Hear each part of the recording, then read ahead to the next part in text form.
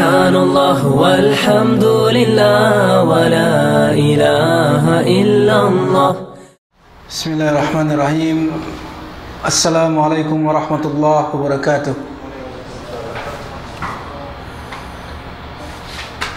Innal hamdalillah nahmaduhu wa nasta'inuhu wa nastaghfiruh wa na'udzu billahi min shururi anfusina wa sayyiati a'malina. من يهده الله فلا مضل له ومن يضلل فلا هادي له وأشهد أن لا إله إلا الله وحده لا شريك له وأشهد أن محمدا عبده ورسوله. يا أيها الذين آمنوا اتقوا الله حق تقاته ولا تموتن إلا وأنتم مسلمون. يا أيها الناس اتقوا ربكم الذي خلقكم من نفس واحدة وخلق منها زوجها وبث منهما رجالا كثيرا ونساء واتقوا الله الذي تساءلون به والأرحام إن الله كان عليكم رقيبا. يا أيها الذين آمنوا اتقوا الله وقولوا قولا سديدا يصلح لكم أعمالكم ويغفر لكم ذنوبكم ومن يطع الله ورسوله فقد فاز فوزا عظيما. أما بعد فإن أصدق الحديث كتاب الله وخير الهدي هدي محمد صلى الله عليه وسلم وشر الأمور محدثاتها وكل محدثة بدعة وكل بدعة ضلالة وكل ضلالة في النار. Ikhwatal iman, akramani wa akramakumullah.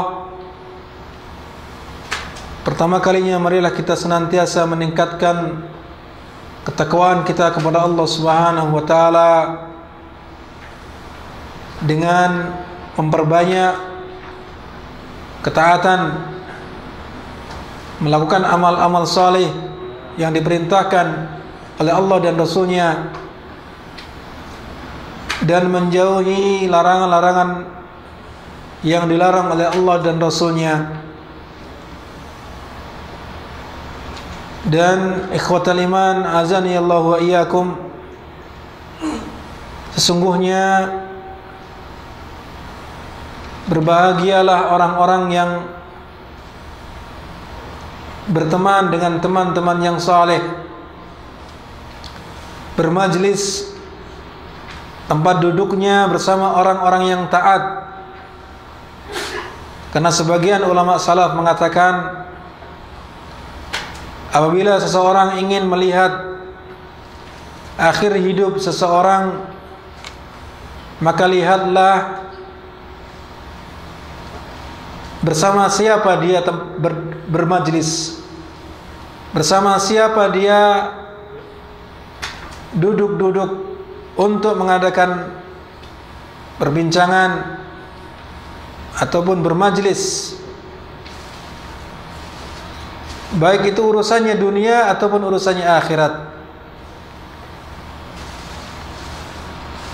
Maka berbahagialah orang-orang yang mereka teman-temannya atau bermajlisnya dengan orang-orang yang baik, orang-orang yang taat kepada Allah Subhanahu wa taala, dan sungguh sangat merana, sangat kasihan bagi mereka-mereka yang teman duduknya adalah orang-orang yang ahli maksiat, orang-orang yang buruk akhlaknya. Assalamualaikum. Orang-orang yang tidak pernah melaksanakan ketaatan kepada Allah Subhanahu wa taala. Dan ketahuilah ikhwatal iman, perbanyaklah berzikir kepada Allah Subhanahu wa taala. Perbanyaklah kita mengingat Allah Subhanahu wa taala dimanapun kita berada, karena Allah senantiasa mengawasi kita kemanapun kita berjalan, kemanapun kita menginjakkan kaki, apapun yang kita lakukan, di tempat yang gelap tersembunyi, tidak ada mata yang melihat dari kalangan makhluk, ketahuilah bahwasanya Allah Subhanahu wa taala melihat gerak-gerik kita. Para malaikat juga mencatat apa yang kita lakukan. Maka mawas dirilah, sehingga kita bisa memperhitungkan apa yang kita lakukan, memperhitungkan apa yang akan kita ucapkan.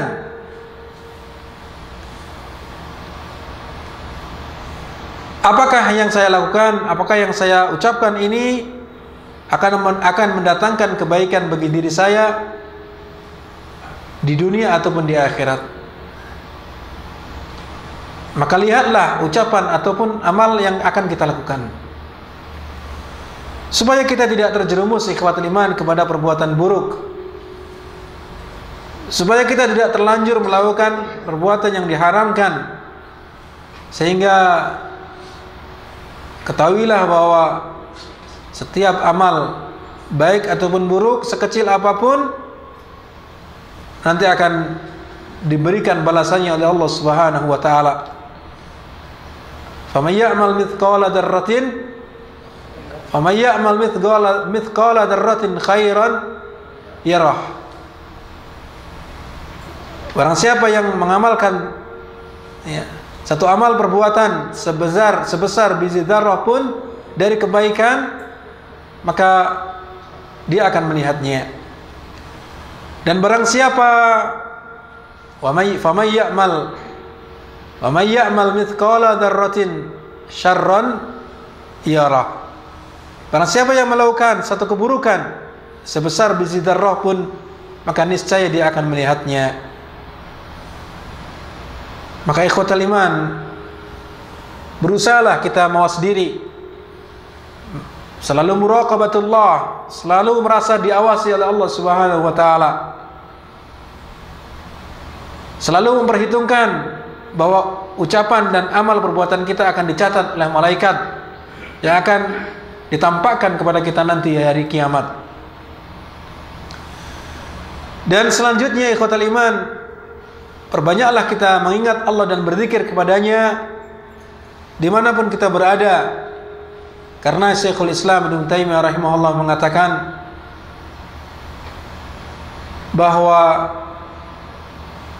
zikir itu bagi hati diibaratkan seperti air bagi ikan.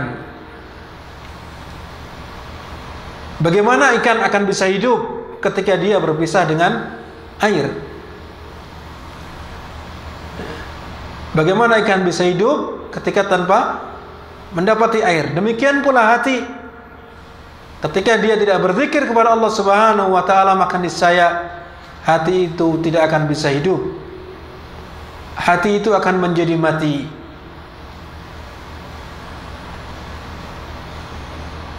Dan bahkan diumpamakan bahwa seseorang yang hatinya tidak senantiasa berzikir kepada Allah Subhanahu wa taala, maka diibaratkan antara yang hidup dengan yang mati. Ya, perumpamaan orang-orang yang selalu berzikir kepada Allah dan orang-orang yang tidak mengingat Allah, maka diumpamakan seperti sesuatu yang hidup dan sesuatu yang mati. Orang yang hidup dan orang yang mati. Maka ikhwatal iman, perbanyaklah kita berzikir kepada Allah Subhanahu wa taala. Dan banyak sekali zikir-zikir yang diajarkan oleh Rasulullah sallallahu alaihi wasallam yang sering kita lupakan, atau mungkin kita ingat akan tapi kita menyepelekannya. Memakai pakaian, hendaknya kita berzikir. Kita bercermin, hendaknya kita berzikir. Keluar rumah, masuk rumah, masuk kamar mandi, keluar kamar mandi, masuk masjid, keluar masjid. Kemudian ketika tidur, ya bangun tidur, ketika kita makan dan minum, selesai makan dan minum, ketika turun hujan, ketika kita melihat ada anjing hitam atau mendengar kokok ayam, ketika ada orang yang bersin kemudian mengucapkan alhamdulillah. Zikir-zikir yang lain seperti zikir yang dianjurkan ketika pagi dan petang, yang di sana memiliki keutamaan yang luar biasa. Dan masih banyak lagi zikir-zikir yang diajarkan oleh Rasulullah SAW yang hendaknya kita bisa mempraktekannya. Itu zikir dengan lisan. Dan para ulama menyebutkan bahwa zikir adalah terbagi menjadi tiga, tidak hanya pada lisan saja, akan tapi zikir bisa dengan hati, dengan mentadabburi ayat-ayat Allah Subhanahu wa taala, dan dengan lisan, dan juga dengan anggota badan.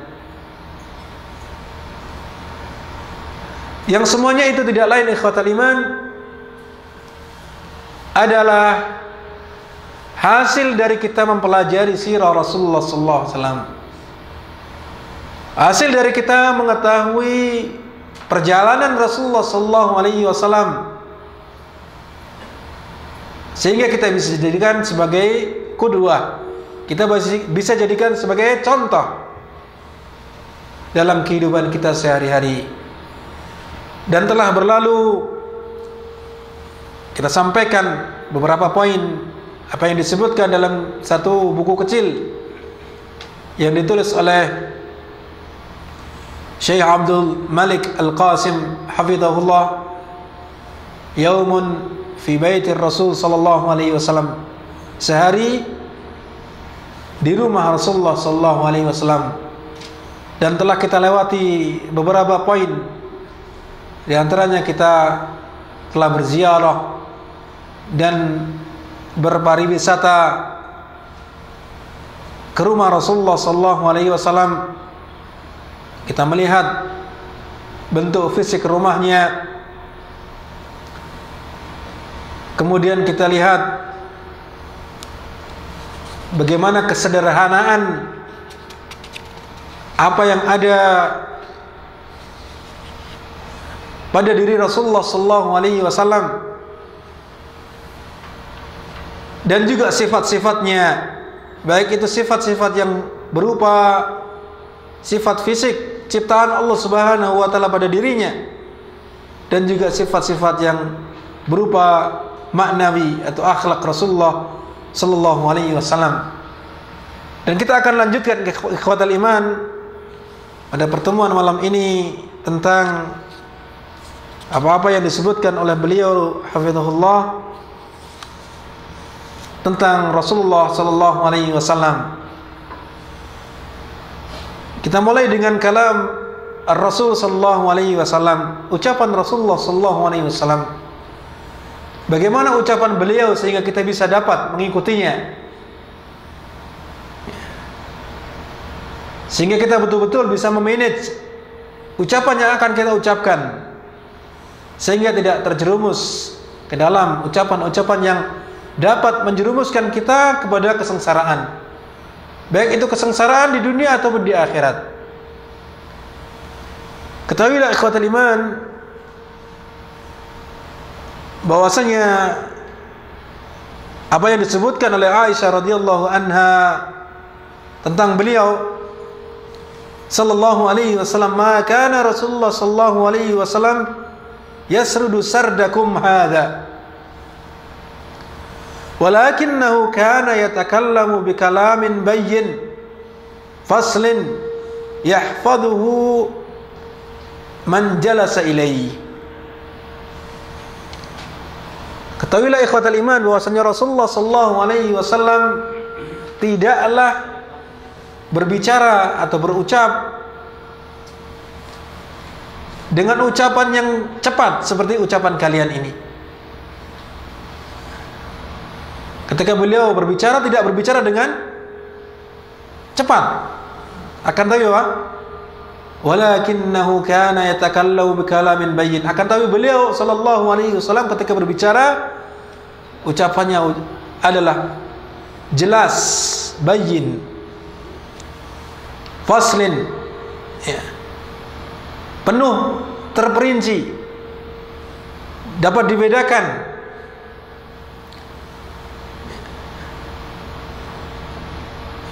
Yahfaduhu man jalasa ilaih, yang dapat dihafal orang yang ada di sekelilingnya, yang duduk bersamanya.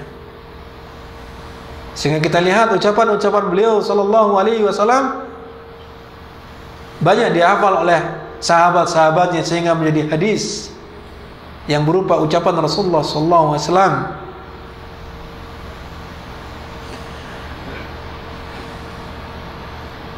Kemudian ikhwatul iman, wa kana hayyinan layyinan, yang mana Rasulullah sallallahu alaihi wasallam lembut, yuhibbu an yafhama kalamahu, yang mana beliau sangat senang an yufhama kalamu, yang ucapan beliau difahami. Beliau sangat senang kalau orang lain memahami ucapannya. Wa min hirsiha ala ummatihi kana yura'il fawariq bainan nas wa darajati fahmihim wa isti'abihim. Di antara bentuk semangat beliau sallallahu alaihi wasallam, ya, kepada umat ini agar mereka dapat memahami ucapan Rasulullah sallallahu alaihi wasallam adalah Rasulullah SAW sangat memperhatikan perbedaan di antara manusia. Ya, perbedaan antara si fulan dengan si fulan di dalam memahami ucapan-ucapan Rasulullah sallallahu alaihi wasallam. Karena tidak semua manusia sama di dalam memahami kalimat, di dalam memahami ucapan orang lain. Terkadang diucapkan begini dia memahami A, sedangkan orang yang kedua memahami B. Maka di sini Rasulullah sallallahu alaihi wasallam sangat melihat, sangat membedakan, ya, sangat melihat kondisi orang yang di hadapannya, kondisi audiennya, siapa yang diajak bicara, sehingga beliau mengucapkan ucapan yang dapat difahami dengan pemahaman yang baik dan sempurna oleh orang yang mendengarkannya. Wa hadha yastawjib an yakuna haliman saburan.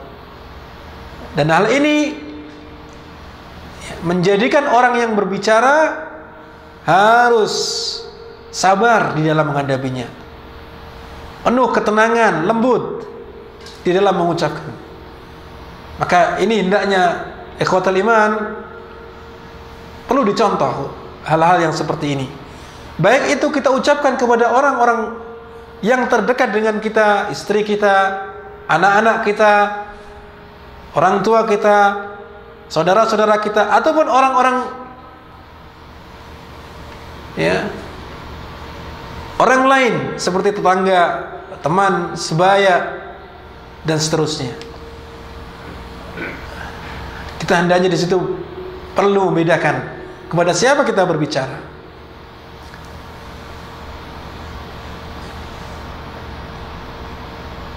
Kemudian ikhwatul iman disebutkan dalam riwayat Aisyah radhiyallahu anha bahwasanya beliau mengucapkan, kana kalamu Rasulillah sallallahu alaihi wasallam kalaman faslan yafhamuhu kullu man yasma'uhu. Ya. Bahwasanya ucapan Rasulullah sallallahu alaihi wasallam adalah ucapan yang sangat jelas,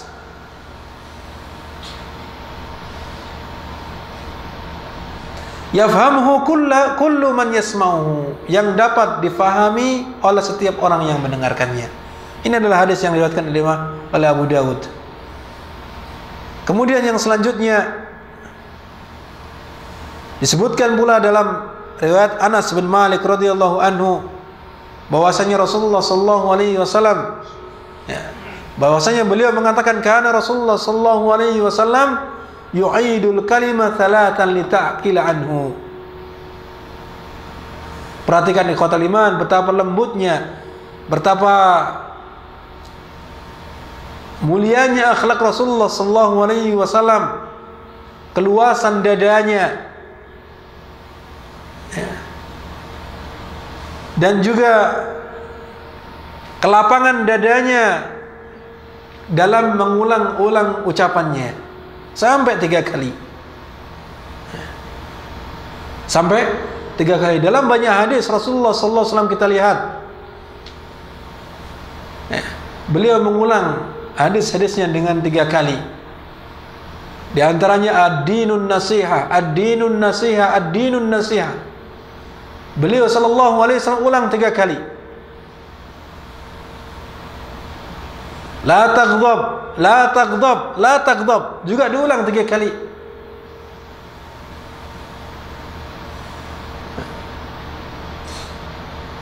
Dan masih banyak yang lain lagi hadis-hadis Rasulullah sallallahu alaihi wasallam yang menunjukkan bahwasanya Rasulullah SAW ingin supaya ucapannya dipahami oleh orang-orang yang ada di sekelilingnya. Sehingga Anas bin Malik radhiyallahu anhu tadi menyebutkan bahwa Rasulullah SAW mengulangi ucapannya sebanyak 3 kali, tidak lain tujuannya apa? Agar dapat dipahami oleh orang yang mendengarkannya dan dapat dimengerti oleh orang yang ada sekelilingnya. Wa kana sallallahu alaihi wasallam yulatifun nas. Bahwasanya Nabi sallallahu alaihi wasallam lembut kepada manusia, ramah kepada mereka. Wa yuhdi'u man raw'ahum. Wa yuhdi'u man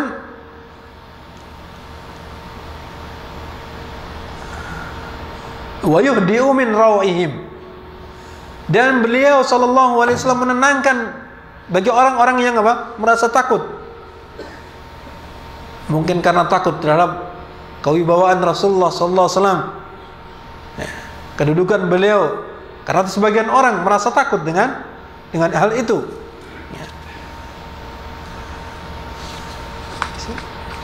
Sebagaimana disebutkan dalam riwayat Ibnu Mas'ud radhiyallahu anhu ikhwatul iman, yang mana beliau mengucapkan, atan nabiyya sallallahu alaihi wasallam rajulun fakallamahu faja'ala yar'udu fara'isahu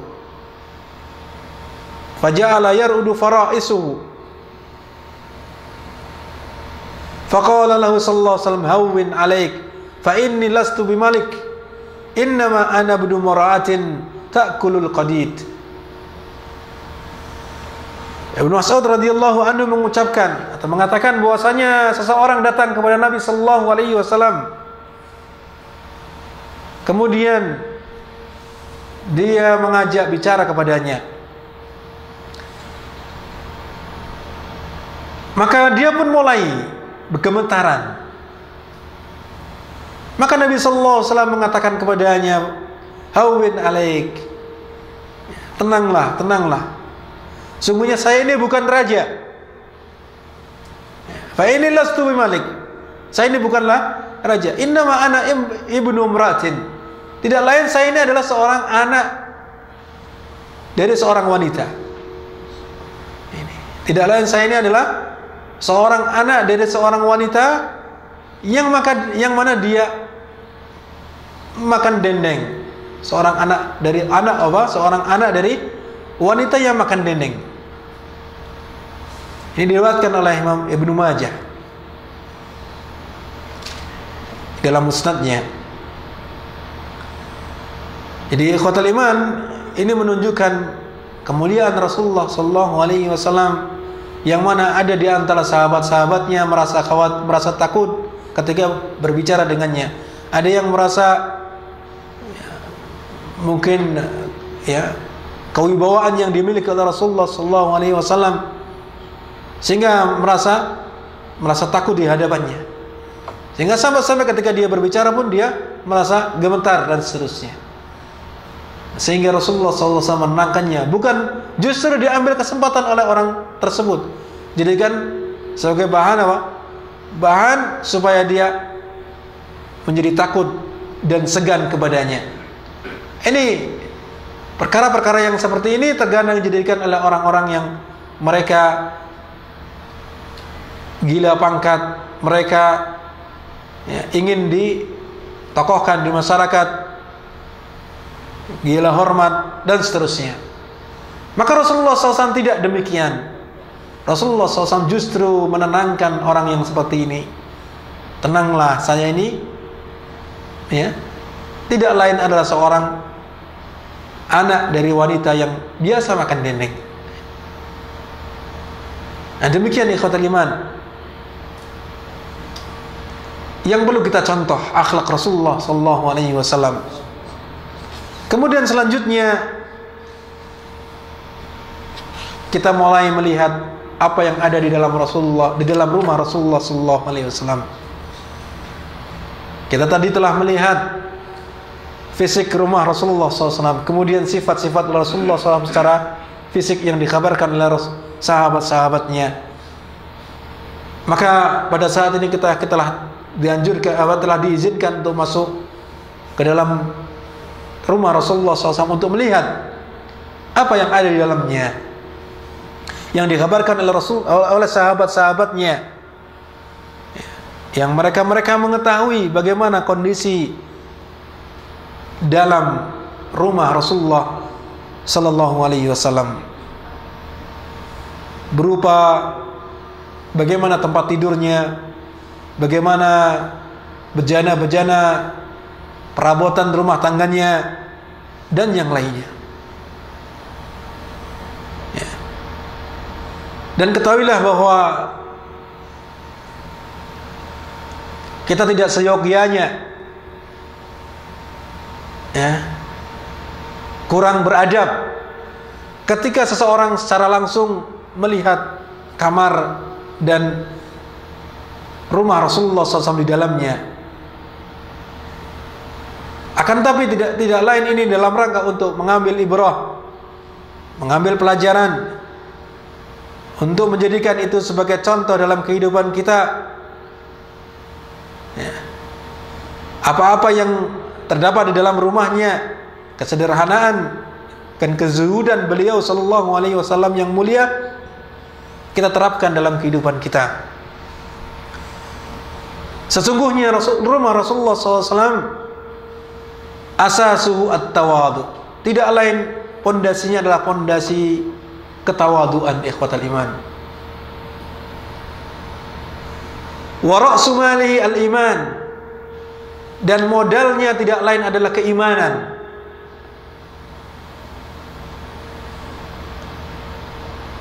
Apakah engkau tidak tahu bahwa rumah Rasulullah SAW dindingnya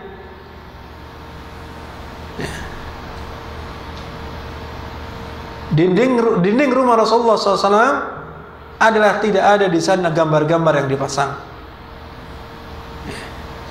Tidak ada gambar-gambar yang terpajang di dinding-dinding Rasulullah SAW. Lebih-lebih gambar-gambar yang apa? Gambar-gambar yang makhluk, ada apa? Yang berasal dari makhluk hidup, yang makhluk yang bernyawa, seperti manusia, gambar manusia ataupun gambar hewan. Tidak ada di dinding-dinding rumah Rasulullah Sallallahu Alaihi Wasallam. Yang hal itu dilakukan oleh orang-orang Nasrani, yang mana dikisahkan ya ketika ada orang-orang yang berhijrah ke Habasyah, maka mereka melihat di dinding-dinding yang mereka dapati ada gambar-gambar. Maka ketika dikabarkan oleh Rasulullah SAW, maka Rasulullah SAW mencela hal tersebut dan melarang umatnya untuk mengikuti langkah-langkah mereka dengan memasang gambar-gambar yang tentunya sebagaimana ancaman Rasulullah SAW bahwasanya akan mendapatkan laknat bagi orang-orang yang menggambar ataupun pelukis, yang maksudnya adalah melukis yang bernyawa.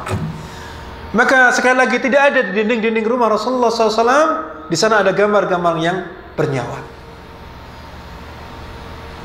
Yang sekarang ini dipraktekkan oleh kalangan manusia, kaum muslimin pada umumnya, menempel di dinding-dinding rumah mereka ya foto-foto orang-orang saleh, foto-foto mereka sendiri, ya, dalam rangka dzikrayat, supaya mengingat masa lalu, nostalgia ketika menikah, ketika berpariwisata ke pantai dan seterusnya, dipajang di dinding-dinding. Maka ini sekali lagi ikhwatul iman, tidak mengikuti contoh Rasulullah SAW, bahkan menyelisihi petunjuk Rasulullah SAW, menyelisihi larangan Rasulullah SAW. Yang mana Rasulullah SAW juga menyebutkan dalam hadisnya yang lain, ya, la tadkhulul malaikata baitan fihi kalbun wala tasawir, ya, rawahul Bukhari. Rasulullah SAW bersabda, malaikat tidak masuk ke rumah yang di dalamnya ada anjing dan juga ada gambar-gambar. Hal ini adalah hadis yang diriwayatkan oleh Imam Bukhari. Maka ini jelas bahwasanya salah satu bentuk ancaman ketika rumah tersebut terdapat di dalamnya gambar ataupun bahkan anjing, yang mana jelas Rasulullah SAW juga melarang bagi mereka-mereka yang memelihara anjing yang tidak ada tujuan, yang ada faedahnya, seperti untuk menjaga kebun misalkan, ya, yang ke anjing tersebut tinggalnya di dalam rumah. Maka ini adalah termasuk dalam larangan Rasulullah SAW, ya, yang mana ketika seorang memelihara anjing maka dia akan dikurangi pahalanya setiap hari 1 qirat. Nah, maka ini ancaman Rasulullah SAW.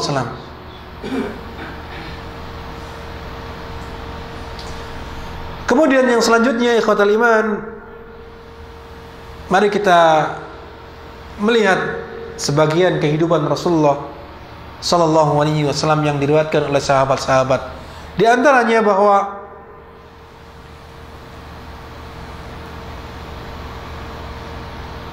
Sabit radhiyallahu anhu mengatakan, ya, akhraja ilaina Anas bin Malik qadaha qasab.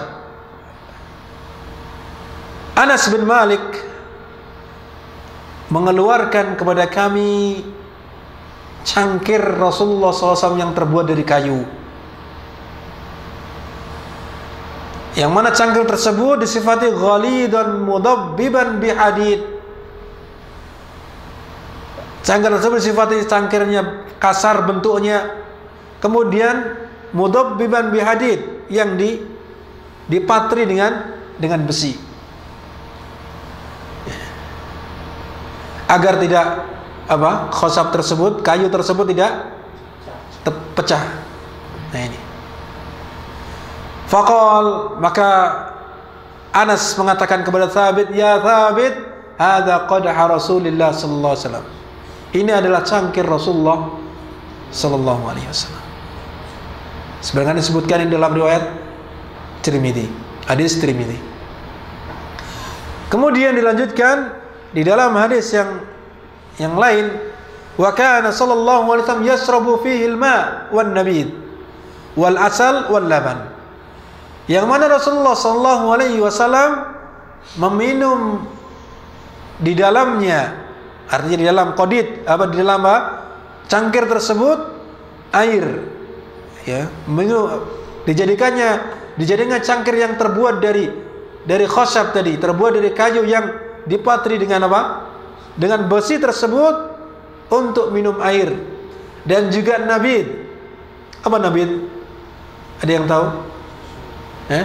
Nabid itu maksudnya disebutkan oleh, ya, Al-Hafidh Ibnu Hajar rahimahullah dalam Fathul Bari, al-murad bin nabid al-madhkur, yang dimaksud dengan nabid dalam hadis tersebut adalah, ya, ucapan sahabat tadi adalah apa?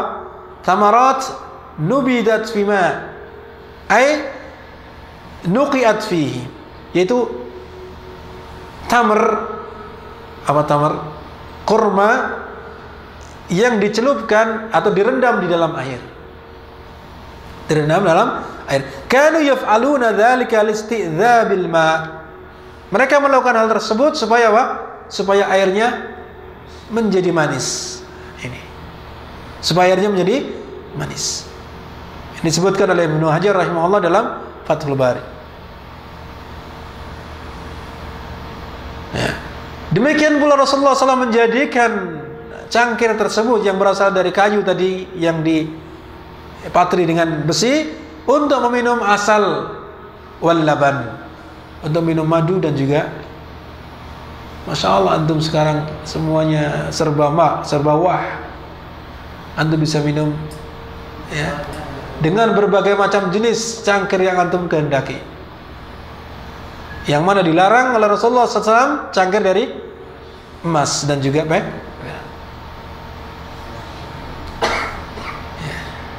Bejana-bejana yang dari emas dan perak kita dilarang untuk minum, makan darinya.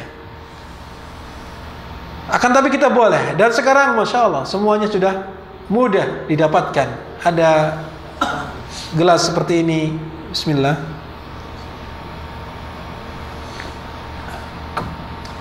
Ya. Yang kita bisa dapatkan dengan murah. Tidak sampai 10 real. Ya. Atau bahkan kalau di pasar Haraj, Suk Haraj, antum bisa mendapatkan ya, sangat murah sekali. Bisa ya, di bawah 5 real. Nah, kemudian ikhwatal iman, azanillahu wa iyyakum, Anas radhiyallahu anhu juga menyebutkan anna Rasulullah sallallahu alaihi wasallam kana yatanaffasu fi asy-syarabi thalathan. Ya. Anna Rasulullah sallallahu alaihi wasallam kana yatanaffasu fi asy-syarabi thalathan. Anas bin Malik radhiyallahu anhu mengungkapkan bahwasanya Nabi sallallahu alaihi wasallam bernafas, diminumnya 3 kali. Maksudnya ketika beliau minum, ya. Maksudnya ketika beliau minum, misalkan minum, ya. 1 tegukan bernafas. Kemudian 1 tegukan lagi bernafas. Kemudian 1 tegukan lagi. Begitu. Ini. Yatanaffasu kharijal ina. Artinya apa? Beliau sallallahu alaihi wasallam tidak bernafas di dalam bejana, di dalam gelas tersebut. Jadi minum, bernafas di luar. Minum lagi. Itu dilakukannya 3 kali. Itu biasa yang dilakukan oleh Rasulullah sallallahu alaihi wasallam. Dan ini sunnah. Ini sunnah. Sunnah apa? Fi'liyah Rasulullah sallallahu alaihi wasallam. Apa yang dilakukan oleh Rasulullah sallallahu alaihi wasallam. Sehingga kita tidak, ya, ketika kita minum maka akan dikatakan beradab ketika mengikuti petunjuk Rasulullah SAW. Tidak 1 gelas minum sekali. Tapi bahwa kita diajarkan paling tidak 3 kali untuk mengambil nafas. Sebaliknya Rasulullah SAW melarang kita ikhwatal iman an yatanaffasa fil ina'i aw yanfukhu fi. Bahwasanya Nabi sallallahu alaihi wasallam melarang kita untuk bernafas di dalam ina, di dalam tempat yang kita jadikan untuk minum. Ya. Aw yanfukhu fi, atau kita meniupnya. Ada minuman masih baru dibuat, teh misalkan, atau kopi, masih panas. Jangan sekali-kali kita meniupnya, karena ini adalah larangan Rasulullah SAW. Jangan ditiup supaya cepat dinginnya. Ini dilarang. Demikian pula makanan, karena umum sifatnya tadi fil ina, di dalam bejana. Baik itu yang sifatnya untuk minum ataupun makan, ataupun mungkin sayuran yang mungkin ada dalam mangkok sayuran supaya cepat dingin kita tiupi. Maka ini juga termasuk dilarang. Misalkan antum buat mie, ya, buat mie misalkan dengan air yang panas, supaya antum mungkin cepat-cepat dipanggil, wah ini makan ini cepatnya. Supaya apa? Cepat antum dipanggil oleh apa? Supaya jemput misalkan, langsung antum tiup, kemudian cepat dimakan. Maka ini termasuk dalam larangan Rasulullah sallallahu alaihi wasallam. Kenapa? Rasulullah sallallahu alaihi wasallam melarang meniup di dalam bejana atau bernafas di dalamnya.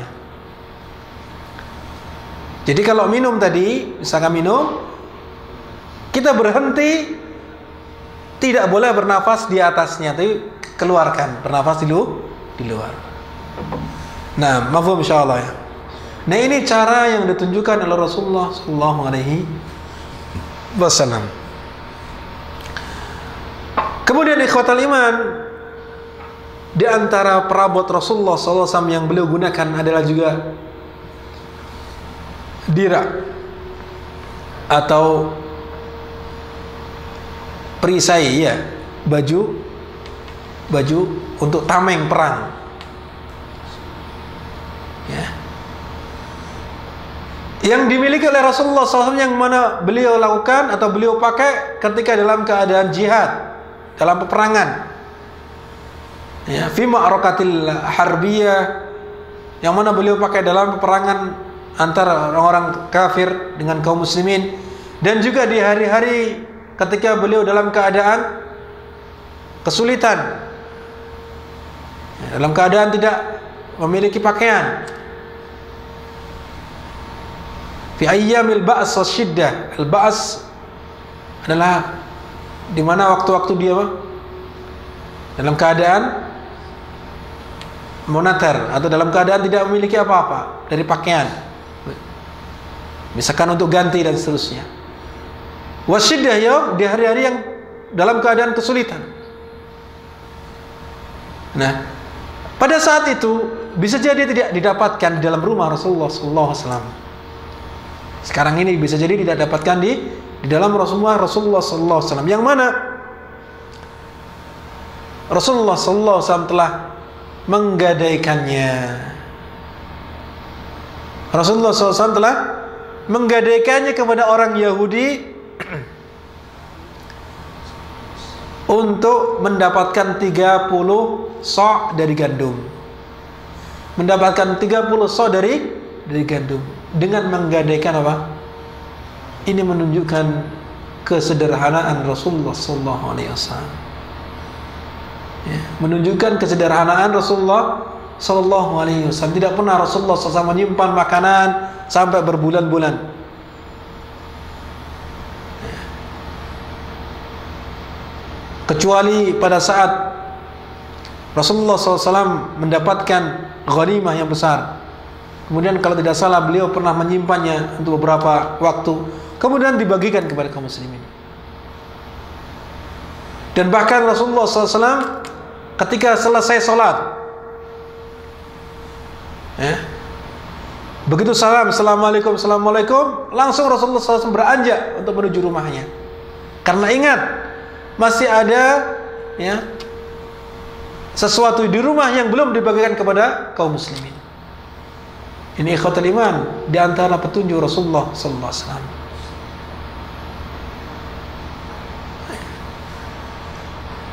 Dan ketahuilah di antara yang disebutkan tadi, yang mana Rasulullah SAW di akhir hayatnya menggadaikan diraknya, perisainya tadi, baju besinya tersebut, ya, kepada orang Yahudi dalam rangka supaya dia mendapatkan 30 sa' dari gandum. Yang mana Aisyah radhiyallahu anha mengatakannya. Dan Rasulullah SAW meninggal sedangkan dirak tadi ya berada di tangan orang Yahudi, belum bisa sempat mengambilnya. Mengambilnya. Walam yakun sallallahu alaihi wasallam, dan selanjutnya di antara sifat Rasulullah SAW ikhwatul iman, di dalam rumah beliau kepada istri-istrinya dan keluarganya, tidak pernah Rasulullah sallallahu alaihi wasallam datang mendadak secara langsung, tidak ada informasi sebelumnya. Tujuannya mungkin mencari-cari kesalahan, mencari lihat-lihat di rumah, ya, dengan ngintip, atau mungkin dengan barangkali di rumah tidak amanah dan seterusnya. Tidak pernah Rasulullah SAW melakukan hal tersebut. Dan ini terkadang dilakukan oleh sebagian orang. Ya. Orang bilang supaya surprise, begitu. Untuk tujuan apa? Mengagetkan kepada keluarganya. Nah, datang tiba-tiba, tidak perlu mengabarkan terlebih dahulu. Maka ini bukan petunjuk Rasulullah SAW, ikhwatul iman. Petunjuk Rasulullah SAW datang kepada keluarganya sebelumnya menginformasikan, atau mereka sudah tahu sebelumnya. Ini disebutkan walakin kana yadkhulu ala ahli ala ilmin minhum bidukhulihi. Yang mana Rasulullah SAW masuk kepada keluarganya itu dengan sepengetahuan mereka. Wa kana yusallim alaihim, dan demikian pula Rasulullah SAW memberikan ucapan salam kepada mereka. Terkadang kita rumah saya sendiri masa mengucapkan salam begitu, ikhwatul iman? Tidak, ikhwatul iman. Ini petunjuk Rasulullah SAW. Walaupun setiap hari kita ketemu dengan istri dan anak-anak kita, ucapkan salam kepada mereka. Ini doa keselamatan kepada istri dan anak-anak. Dan mereka lebih berhak untuk didoakan daripada teman kita, saudara kita. Walaupun semuanya memiliki hak. Akan tapi apa? Mereka adalah orang-orang terdekat kita. Ya, mereka adalah orang-orang terdekat kita. Maka apa? Doakan kepada mereka. Lebih-lebih doa orang tua akan mustajab ketika dia mendoakan untuk anaknya. Ini disebutkan di dalam riwayat, di dalam Zadul Ma'ad, ikhwatal iman. Perkara tadi disebutkan dalam Zadul Ma'ad karya Ibnu Qayyim rahimahullah. Kemudian ikhwatal iman, marilah kita lihat dengan mata kepala dengan jelas dan juga dengan hati yang lapang di dalam memahami hadis Rasulullah sallallahu alaihi wasallam, yang mana Rasulullah sallallahu alaihi wasallam bersabda, "Tuba liman hudiya ilal Islam." Sungguh berbahagialah orang yang diberikan petunjuk untuk masuk Islam. Orang yang diberi petunjuk untuk masuk Islam. Wa kana 'aishuhu kifafan wa qana. Yang mana kehidupannya adalah dia merasa cukup dan merasa qanaah. Merasa cukup dengan apa yang dia dapatkan dan qanaah. Itu kehidupan apa? Orang Islam. Yang dimana Rasulullah SAW mengatakan berbahagialah orang yang seperti ini, orang yang diberikan petunjuk untuk Islam, masuk Islam, dan juga dia kehidupannya merasa tercukupi dan merasa cukup dengan apa adanya dan qanaah. Kemudian lihatlah hadis Rasulullah SAW yang lain. Man asbaha aminan fi sirbihi atau fi sirbihi. Barang siapa yang ketika subuh dia merasa aman di dalam rumahnya atau di dalam kaumnya, mu'afa fi jasadih, kemudian dia sehat fisiknya, jasadnya sehat, indahu qutu yaumihi, kemudian dia mendapatkan atau memiliki apa yang dia makan untuk hari itu, makanan pokok yang dia miliki pada hari itu. Faka'annama hizat lahu dunya bihadzafiriha, maka seolah-olah dia telah mendapatkan, telah diberikan dunia dan seisinya. Ini orang muslim ikhwatal iman yang qanaah, yang merasa cukup dari apa yang telah diberikan oleh Allah Subhanahu wa taala. Maka Rasulullah sallallahu alaihi wasallam menyebutkan orang yang seperti ini, siapa yang di waktu subuh atau di pagi harinya dia merasa aman di kaumnya, di rumahnya, tenang, tidak ada masalah, tidak takut ada pencuri, tidak takut ada musuh, dia merasa aman. Kemudian fisiknya sehat, kemudian dia memiliki bahan makanan untuk hari itu, maka seolah-olah dia telah memiliki dunia dan seisinya. Ini orang yang qanaah, ikhwatul iman. Ini orang yang merasa cukup dengan apa yang diberikan oleh Allah Subhanahu wa taala, seolah-olah dia telah memiliki dunia dan seisinya. Ini qanaah. Apakah antum pernah merasakan demikian? Ya. Ataukah justru kurang dan kurang terus? Wah, si fulan makannya setiap hari ini dan itu, masa saya hanya ini terus? Wah, si fulan makanya ini dan itu, saya setiap hari daging terus. Misalkan begitu. Alhamdulillah, seolah-olah kita telah mendapatkan dunia dan seisinya sebagaimana yang dikabarkan oleh Rasulullah sallallahu alaihi wasallam. Ini diantara yang dapat saya sampaikan pada malam hari ini. InsyaAllah kita akan lanjutkan pada pembahasan berikutnya, InsyaAllah bi'idhnillahi ta'ala. Saya akhirin kafaratul majlis. Subhanakallahumma bihamdika asyhadu an la ilaha illa anta astaghfiruka wa atubu ilaik. Assalamualaikum warahmatullahi wabarakatuh.